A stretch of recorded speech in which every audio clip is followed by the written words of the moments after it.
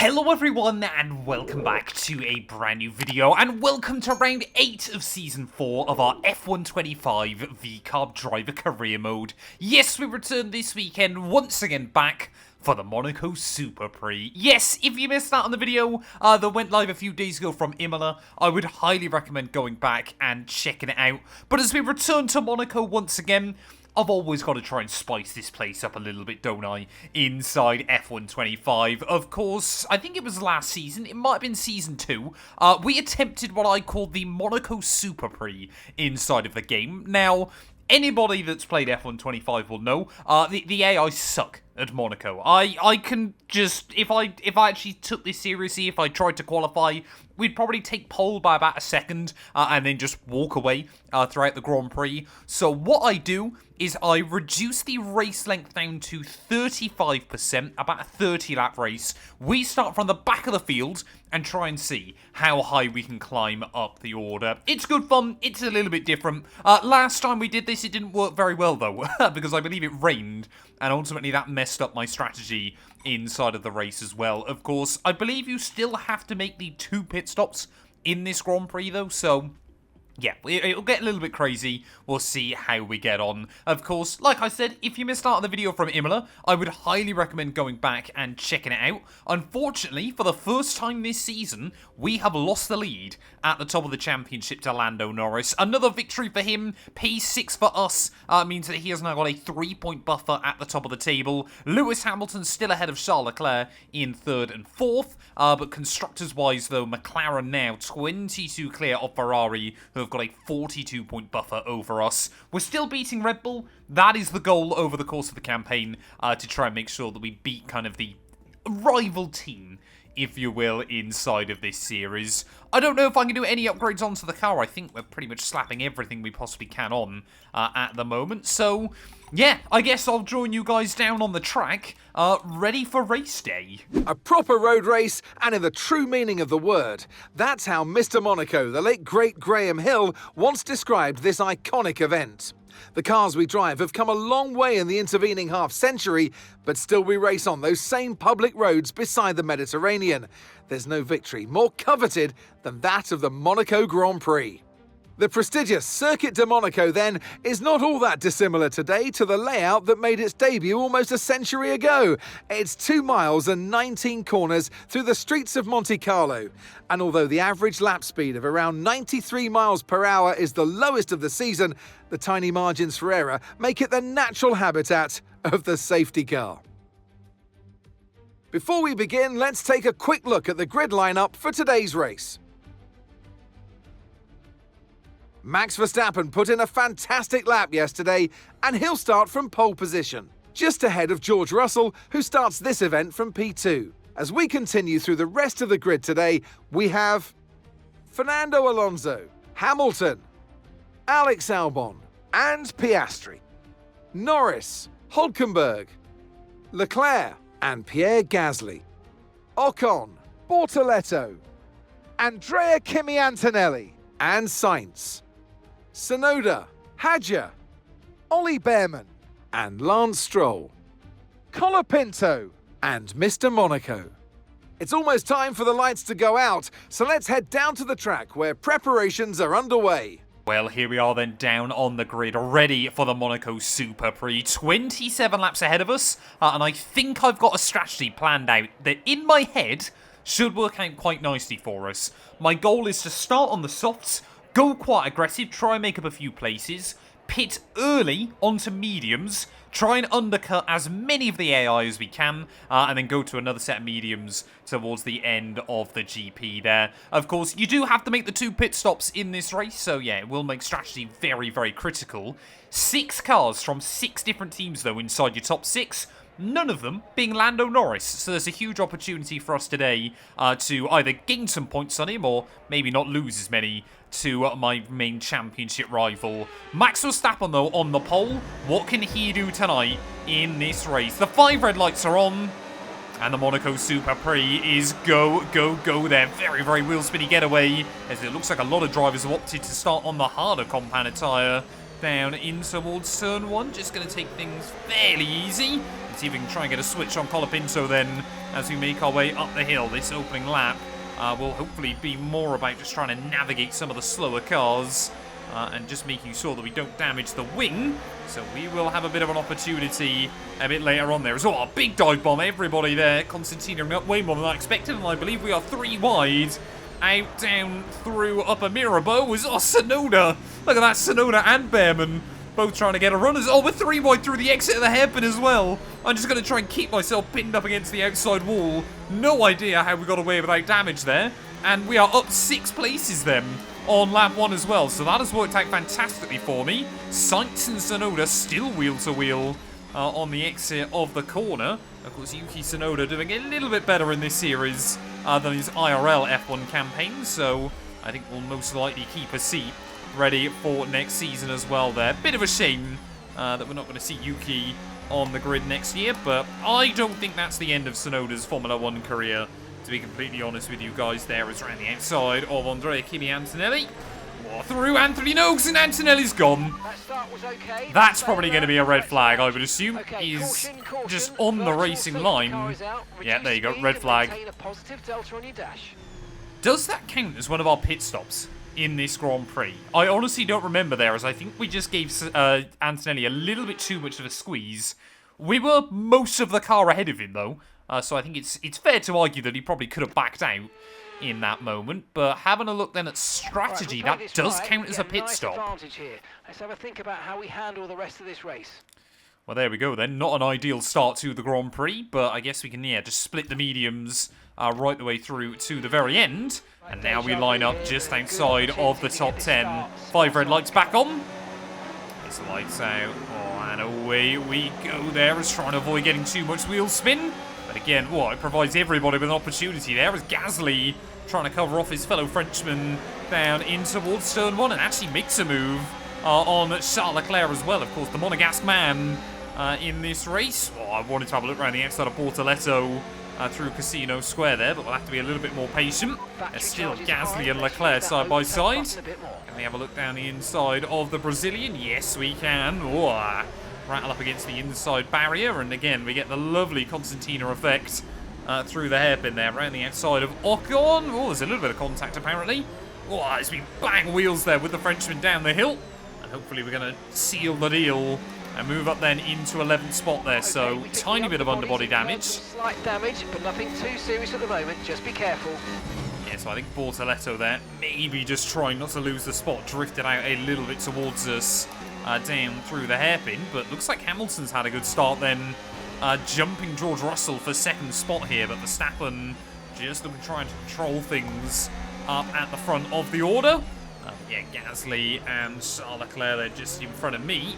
We're going to try it again then, around the outside of yet another one. Make sure I give him even more room that time around. And there we go then. By the end of lap 4, we are into the top 10. Could we try and gamble and go like hard tyres early and try and take those to the end of the Grand Prix? Only time will tell. I guess this is the weird thing with the 2-stop inside of the game. Is of course the AI aren't that intelligent when it comes to strategy. Behind you. We want to keep them behind, please. This is super critical for our strategy. I'm hoping we shouldn't have to worry too much about Charles Leclerc in this Grand Prix, because hopefully we're going to try and put Pierre Gasly between us in just a moment. But I mean, look at that, how slow the AI are off of the hairpin. As always, this is being done on 110 AI. They should not be this bad around this venue there, as can we try and use the battery to get a run on to the outside. This was not where I wanted to be.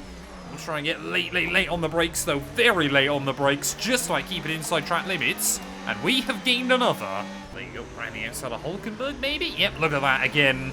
You can really utilize the AI to kind of get the advantage there, able to get all the way around their outside and up then into 8th spot. You might start to notice it soon.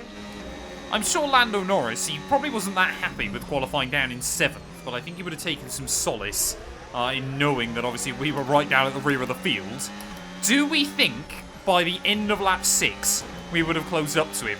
Let's not forget as well, we missed out on a couple of laps thanks to the red flag as well, so I've arguably done this in 4 laps here in this race so far, but I do often get asked why I don't run Monaco inside of this series. I think a lot of people theorise that I just suck at it.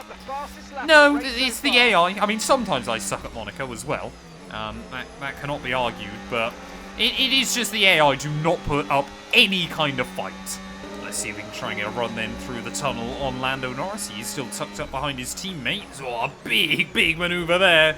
Sergio Perez-esque down through the chicane, but Norris is not going to give up on it and might just about get back around the outside as we make our way down in towards Tabac there. Good racing respect by your two championship rivals there. Kind of accepted that the move was not really on, and well, it does always take two to tango around these Monaco streets. If you can make an overtake without any contact, you've normally done pretty well around this circuit, as it is meaning that Lando's a little bit further away from those cars ahead. Whoa. Wanted to have a look down the inside at turn 1. But yeah, clearly Lando Norris is going to be a bit of a tougher customer. I mean, how hard is it just to kind of park your car in the middle of the road? Surely not, surely not. There you go, another one. They seem to be able to defend in a lot of places, but through the hairpin, bizarrely, is not one of them.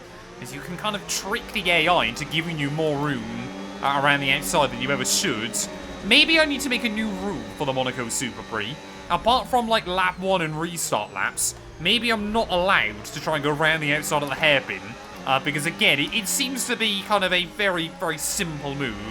Round the outside of the hairpin, round the outside down at La Rasca seem to always be two places where the AI always give you way more room than they should. So we make our way then, down, through those final couple of corners. Big dive to the inside of Piastri.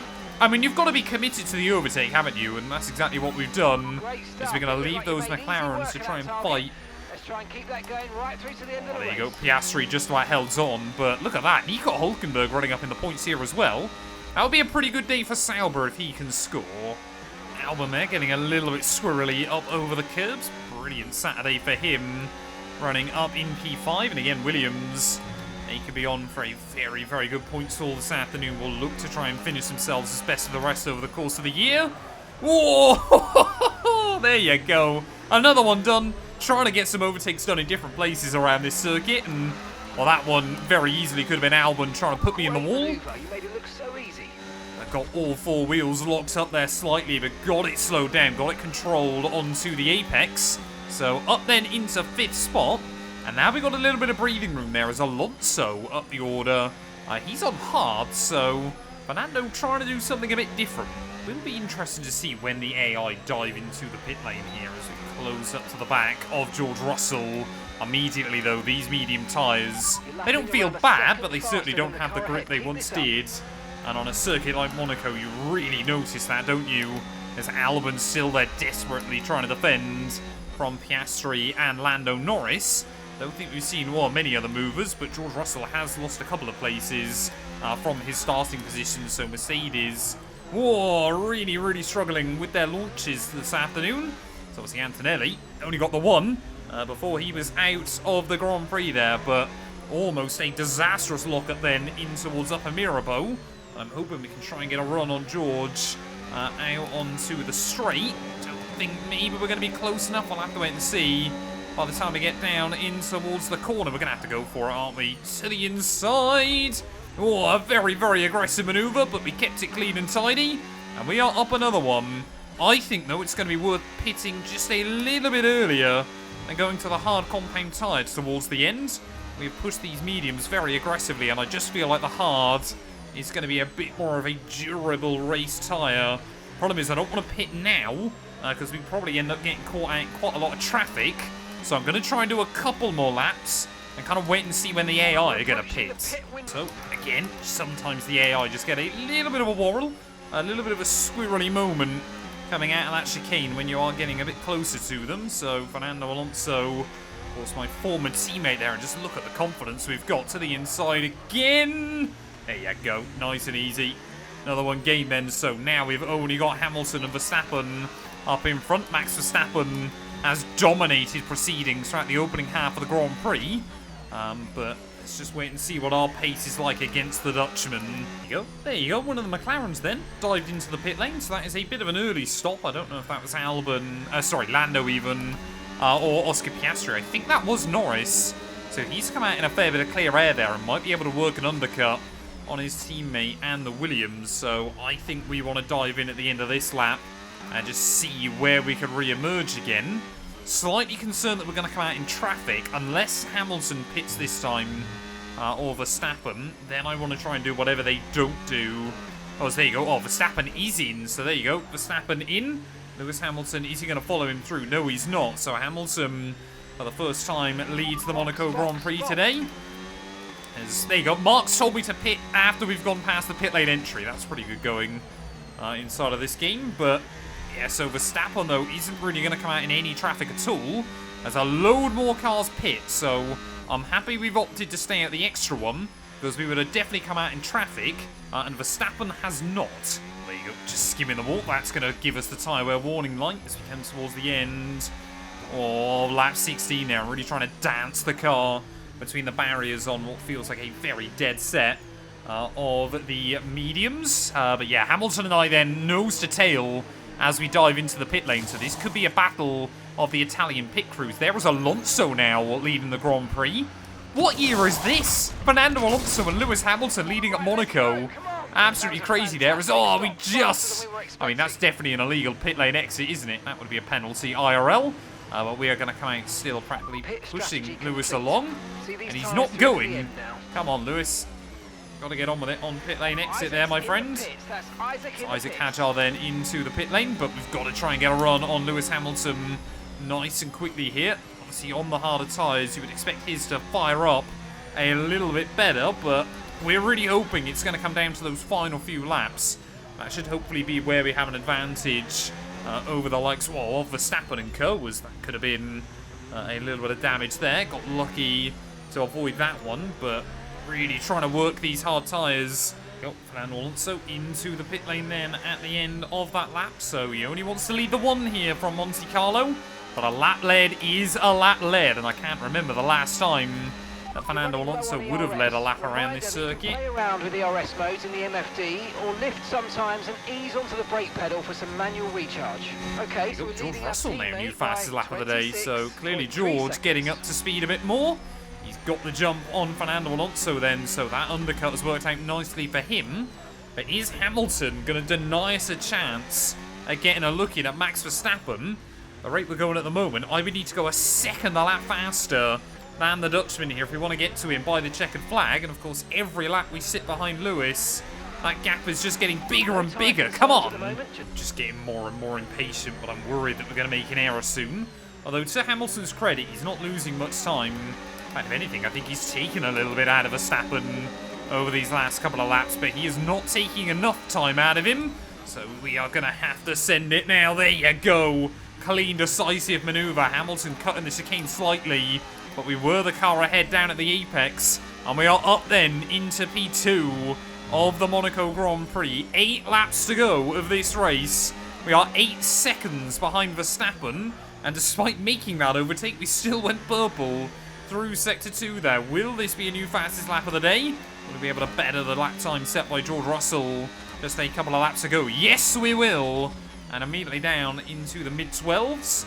How much quicker can we go than that? Now we've got some clear track space. There we go then. This should give you an idea as to how much we're pushing. A 1:12.1 that time round. And again, almost 2 seconds that time out of Verstappen. But how fitting is it? Of course, the driver that we have had such a fierce rivalry with, already a couple of incidents and comings together this season.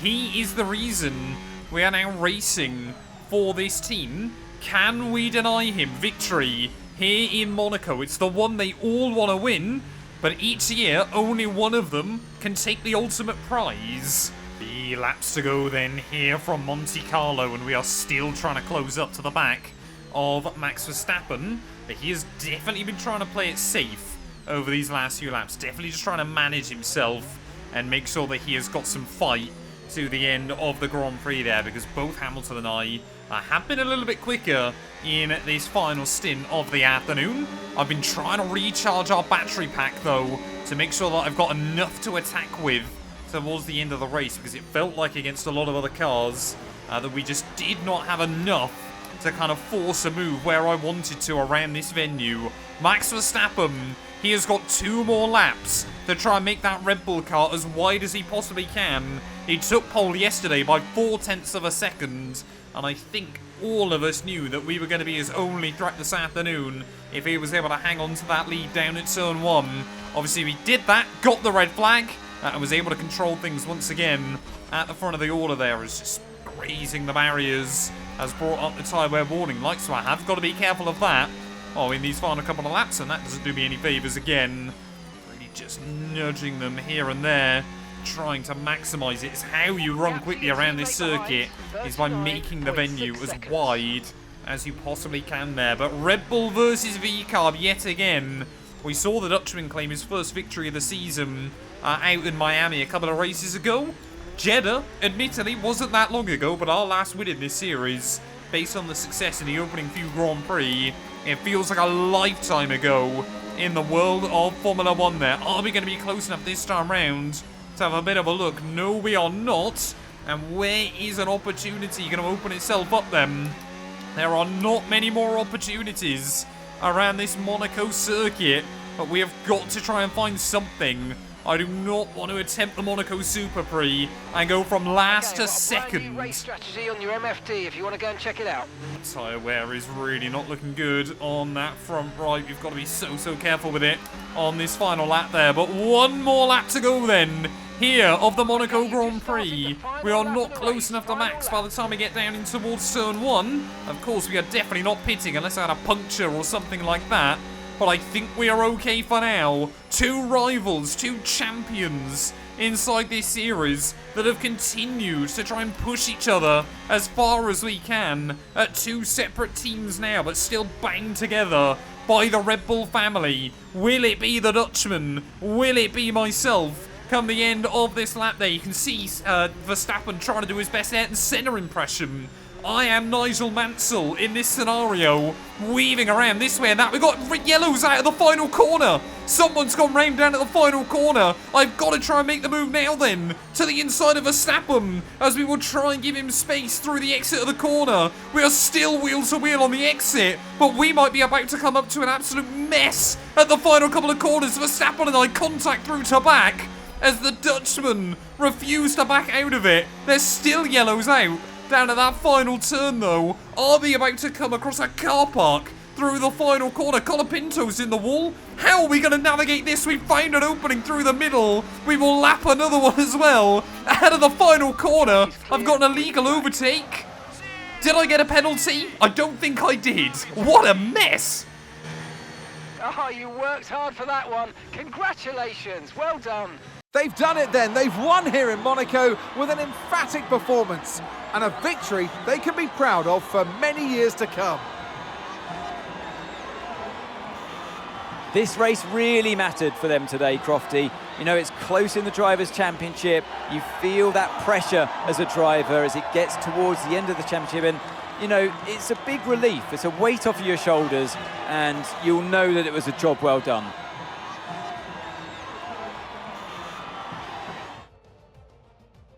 As we await the winners to take their positions on the podium, one thing is clear today. RB have really shown their prowess on the track. This is a team that isn't afraid to take risks, whether that's on the circuit or in the new talents they hire. Today, those risks certainly paid off.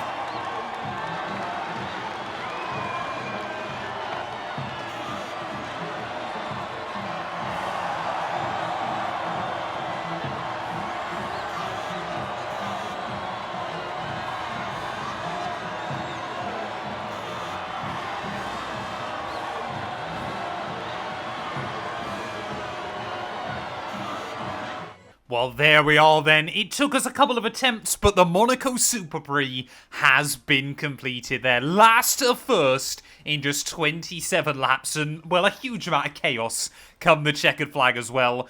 The margin of victory looks a little bit hilarious. 6 seconds ahead of Verstappen, despite the fact we went for the move on the very last lap there, but incredibly happy with that. And joining 2 of our fellow world champions on the podium as well there. Hamilton in 3rd, ahead of Russell and Fernando Alonso. Oscar Piastri just beats out Lando Norris with Albon down in 8th come the checkered flag, with Charles Leclerc and Hulkenberg picking up a point for Kick Sauber as well. Hugely important for that team as well. Gasly a long way back in 11th ahead of Bortoleto, Yuki Tsunoda. Esteban Ocon got a 10-second time penalty with Hadjar and Behrman both finishing on the lead lap. Sainz, Colapinto, Stroll all one lap down, and it was just Andrea Kimi Antonelli that failed to see the checkered flag. What does that do to our World Championship standings? Well, it means we are back at the top, 16 points clear of Lando Norris, and, well, the ever-consistent Lewis Hamilton still in P3 ahead of Verstappen and Charles Leclerc there. Good points for Oscar Piastri and George Russell,